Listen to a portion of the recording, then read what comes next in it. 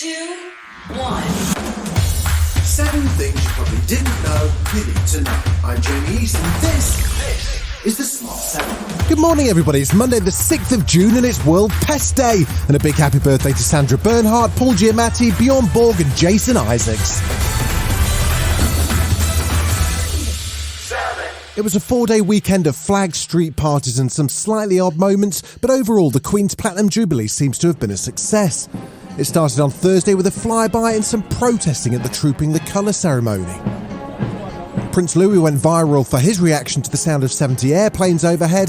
Then Friday saw a Thanksgiving ceremony at St Paul's Cathedral, and on Saturday the royals, without Her Majesty, went racing at Epsom. Saturday night saw the Platinum Party concert, which had over 13 million people rocking along to Rod Stewart, Queen, George Ezra, Andrew Lloyd Webber's greatest hits, and Sir Elton John.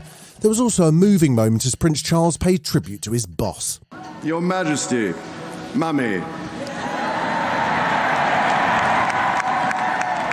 The scale of this evening's celebration and the outpouring of warmth and affection over this whole Jubilee weekend is our way of saying thank you.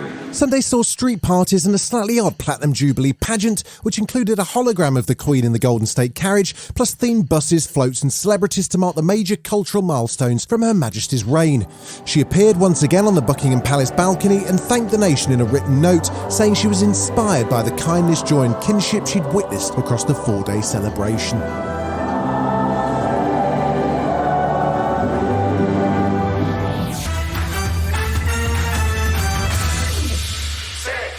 One man who didn't have a great bank holiday platty jubes was Prime Minister Boris Johnson.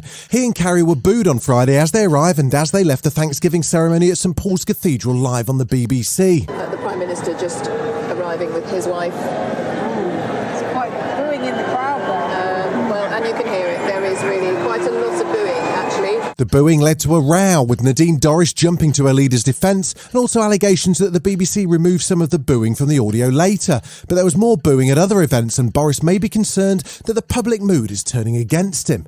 He may well face a confidence vote soon, but Transport Secretary Grant Shapps was confident that he would still win a majority if that did arise. Former New Yorker and Vanity Fair editor Tina Brown doesn't think the Queen would be too concerned about Boris or his long-term future. I don't think the Queen spends any time thinking about Boris Johnson. She's seen 14 Prime Ministers come and go. Johnson is probably the least distinguished of the lot.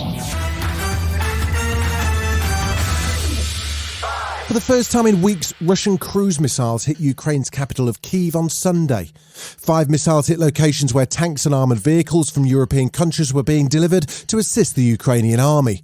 Russia claims to have destroyed the weapons that were being prepared for delivery to the front line. And it appears this is a new and deliberate tactic from Russia, as Vladimir Putin made a rare appearance to explain that Russia will now consider military equipment arriving from allies a legitimate target. If they arrive, if they are supplied, we will make the necessary conclusions out of this and use our own means of destruction, which we have enough of, to strike the objects we haven't targeted yet. Britain's now sending its long-range M270 systems despite the Russian threat, as Ukrainians redoubled its calls for more long-range weaponry to push back Russian artillery. And as the battle for the city of Severodonetsk continues with street-to-street fighting, Ukrainian President Zelensky visited troops on the front lines, where he awarded medals and sent a message to the people of Ukraine. We were in Lysychansk. We were in Soledar. I'm proud of everyone I met. We brought something to the military. I will not talk about it in detail. We also brought you something from them. It is important. We brought confidence and strength.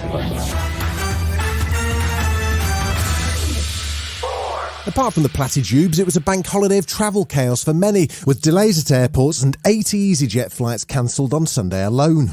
Ryanair boss Michael O'Leary says that Brexit's making it harder for airports and airlines to get staff, but Transport Secretary Grant Shapps says that's definitely not the case. You see the same problems across Europe. So there's clearly, if it were only to do with Brexit, then there wouldn't be a problem in Schiphol or elsewhere.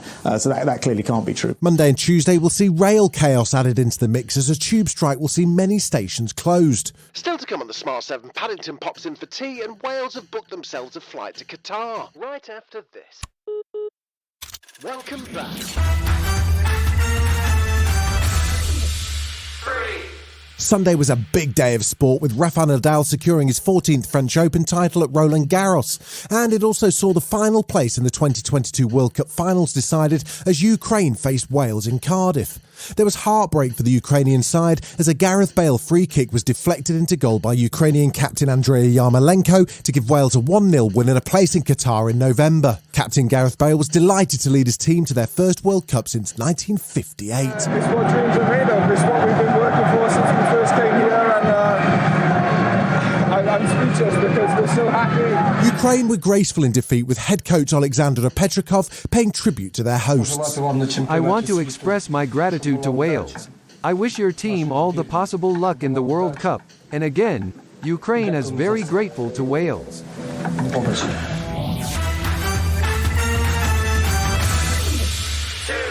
One of the highlights of the Platinum Jubilee weekend for many was the Queen's latest acting role. Her Majesty, who famously skydived with James Bond for the Olympics, was back in action, this time opposite Paddington Bear in a Jubilee tea encounter. It won the hearts of the nation as Paddington offered Her Majesty his trademark treat. Perhaps you would like a marmalade sandwich. I always keep one for emergencies. So do I. I keep mine in here.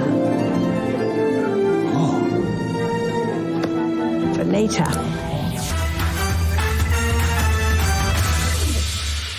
There's a new comedy horror movie on the way and it's set in a restaurant.